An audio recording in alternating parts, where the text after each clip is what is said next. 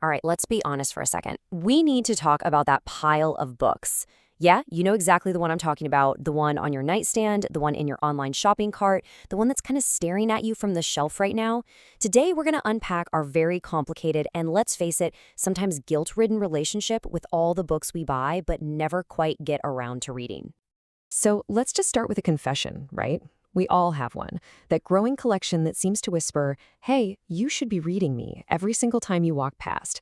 It's such a universal feeling, and it's about time we figured out what's actually going on with that. So I've got a question for you, and I want you to be really honest with yourself. When you look at your bookshelves, what do you see? Is it a vibrant library just brimming with knowledge and adventure?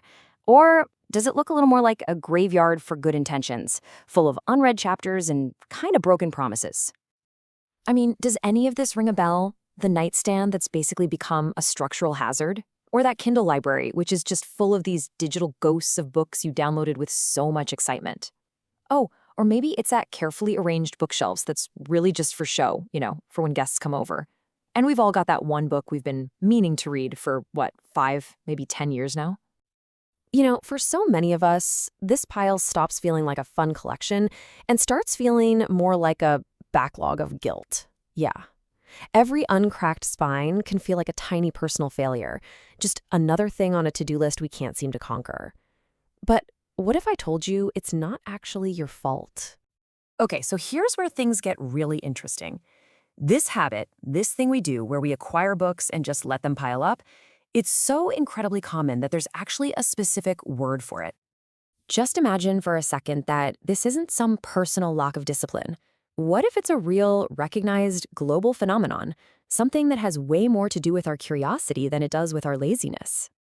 And that word is tsundoku. It's this brilliant Japanese term that perfectly describes the act of buying books and letting them pile up, unread. And it's not about hoarding in general. It's very specific to reading material. It's the art of the unread book pile. So here's the big shift in thinking. Having Sundoku doesn't mean you're lazy or that you failed at being a reader. No way. It just means you're curious. You have this huge appetite for knowledge, for new ideas, for escaping into different worlds. The intention behind it is absolutely golden, even if the execution gets a little cluttered. All right, so if it's not about being lazy, then what's really going on here? To understand art Sundoku, we've got to dive into the psychology of why we click add to cart in the first place. And really, it all boils down to this simple conflict. On one side, you've got the joy of buying the book. It's instant gratification, it's a click, a tap, and boom, you have this shiny new object that holds the promise of knowledge. But then, on the other side, you've got the actual effort of reading. That takes time, it takes mental focus, it's delayed gratification. And let's be honest, our brains are just hardwired to love that instant win. I absolutely love this quote because it just nails it. When we buy a book on, say, astrophysics or ancient philosophy or learning a new skill, we're not just buying paper and ink. We're investing in an idea of ourselves. We're casting a vote for a future, smarter, more interesting version of who we want to be. Okay, so knowing all of this, how can we use this to actually build a new mindset? Well, this is the good part. We can start to shift our whole perspective. We can literally transform that pile of guilt into a powerful opportunity for growth. So here's the million-dollar question, isn't it? How do we bridge that gap? How do we connect that aspiring, curious person who bought the book with the person who actually gets to absorb all of its wisdom? Well, it all starts with changing how we see the pile itself. And it's actually a pretty simple 3-step process. First, just acknowledge it. Your Tsundoku pile isn't a monument to your failures, it's a monument to your curiosity. Second, you've got to reframe it. This is not a to-do list breathing down your neck. It's what some call an anti-library, a library of all the things you don't know yet, a library of possibilities. And third, explore. Find new ways to engage with all that knowledge you're craving. Because let's be real, our lives are crazy busy. That pressure to read every single book from cover to cover can be totally paralyzing. But the great news is, we live in an age where there are some amazing tools out there. Things like book summary apps and audio summaries that can help you pull out the core insights and the key ideas you were looking for when you bought the book in the first place.